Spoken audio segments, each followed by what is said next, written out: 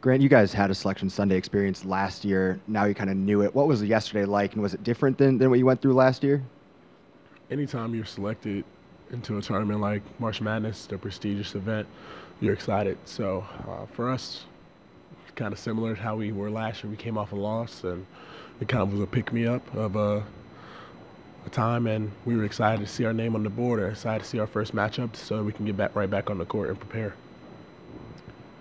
Grant, Coach Barnes said that. Sorry, Coach Barnes is short. Coach Barnes said that he thought in the first 6 minutes that you looked tired against Auburn. Did that Kentucky game take a lot out of you? It was definitely draining. It was a competitive game. Coming off of a game like that, hours later, you have to do a good job taking care of your body, and I think we did our best job trying to do that. I think that you can't discredit Auburn in any way because they've played 4 games in 4 days, so even if we were tired or feeling sore or anything like that, they're probably feeling the same. So they came out and played hard, and we tried to compete, and we just didn't get it done.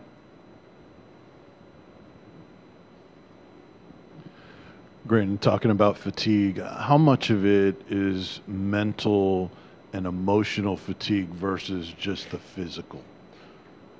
Coming off of a game like the game we have versus Kentucky in the March Madness field, it's a little draining mentally if you don't prepare yourselves. And I think we did everything we could we got our sleep that night, and we tried our best to condition our bodies in any way possible, whether it was mentally, physically, emotionally, and everything. And it was just a tough day the next day, and we have to move on from it. We have to learn from it, and we have to understand that we have played a talented team coming up who won their league and has a lot of talented players. Hey, Grant, Coach Barnes, the way he put it earlier was that you had to flush yesterday's performance in yesterday's game. How do you go about that as a team, putting that in the past and leaving it behind?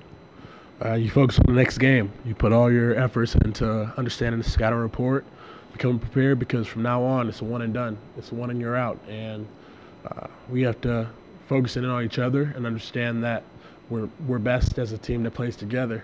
And we're going to be a hard out for any team. We're going to give 100% effort, and we're going to fight the entire time, all 40 minutes. So for us, it's all about focusing on the next game and coming into practice with the right mindset and playing from there.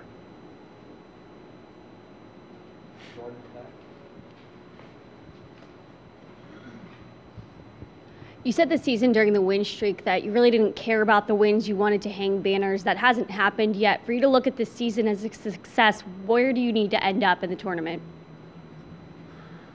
For success, I know I want to go all the way, but I think we've been successful this entire year. Just because 2 games didn't go our way and we didn't play well in those games doesn't mean that this year wasn't a success.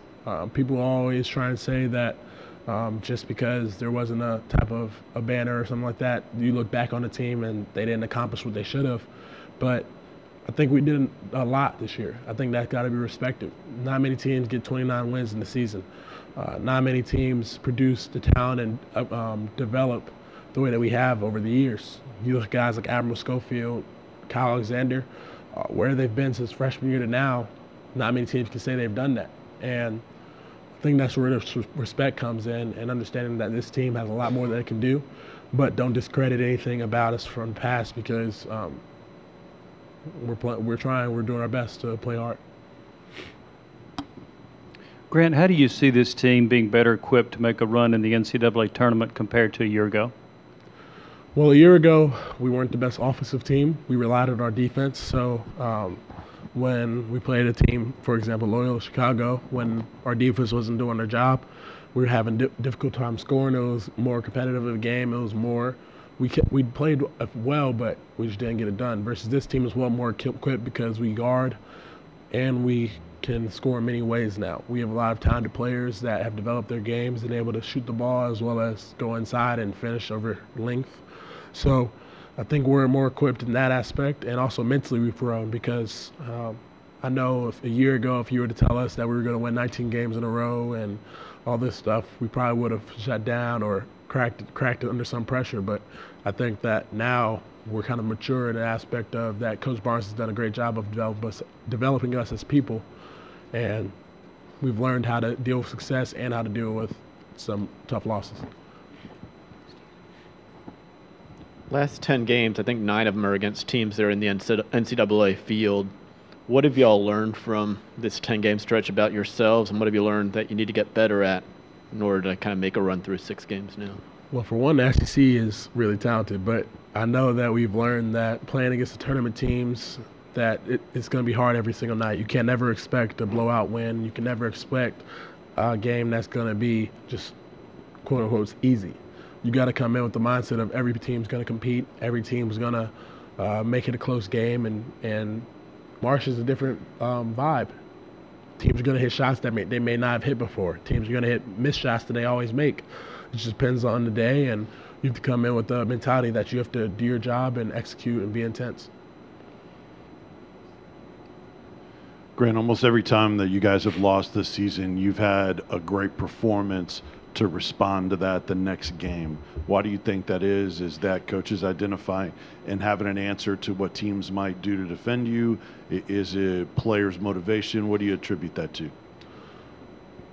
Well, I know we've lost 5 times, and each time we played a talented team that was one of NCAA tournament team, and I know that this team, as competitors, we don't like losing. So, sure, there's a bitter taste in your mouth afterwards, and you want to compete harder, and Coach does a great job preparing us to play that next game. But I know guys don't really want to get affected by a loss or let it hang over. Guys want to come in and get better the next day, understand that we're not going to try and let that happen again.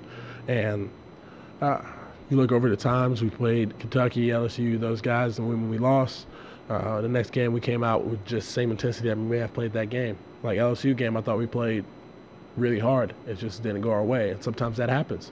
And it's just a matter of wiping that from your head and moving on to the next game with the mindset of, hey, it's going to be all about competing and what we do, and we're not going to let anyone else dictate who we are and how we're going to play. Grant, where's that fine line of playing this time of year where you're enjoying it because it's March and this is something you dream of, versus maybe understanding that the stakes are high and that if you lose, that's it?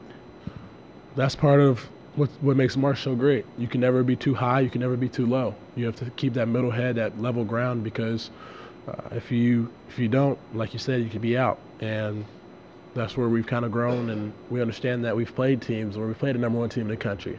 Not many teams can say they've done that, and we've prevailed. And sure, it's high emotion, but you can't let it lay over, because when you do that, you start getting a high head, you could possibly lose the next game. So playing against talented teams every day in the SEC, and playing against these guys every day, we understand that, sure, you can have your fun, you can enjoy it, but you have to also understand that you have to move on to the next game, and understand that just like that, just as high as you were enjoying it, you could be feeling the same way the other team is the next day.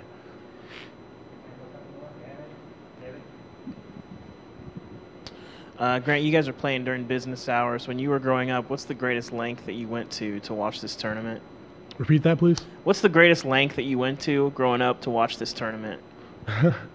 I know that for me, I was always try and watch it in class, because I would just be with my teacher. Our teachers actually were pretty comfortable, because we'd get our work done up to the tournament. They understood that a lot of us were basketball fans, so every now and again they might let us watch it, part of the class, and watch a game that may have been on. And it was just exciting growing up, especially being in North Carolina. Basketball was huge, so we understood that teams like Duke and North Carolina, back when I was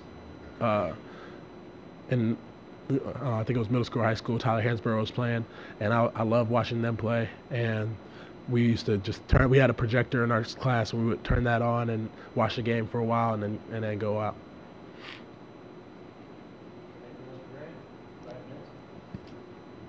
Colgate.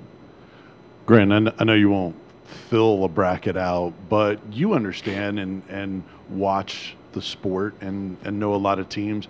will you, when you're not playing Catan and when you're resting, will you kind of look through the brackets and say, yeah, I think this team in this region can advance? Will you do any of that?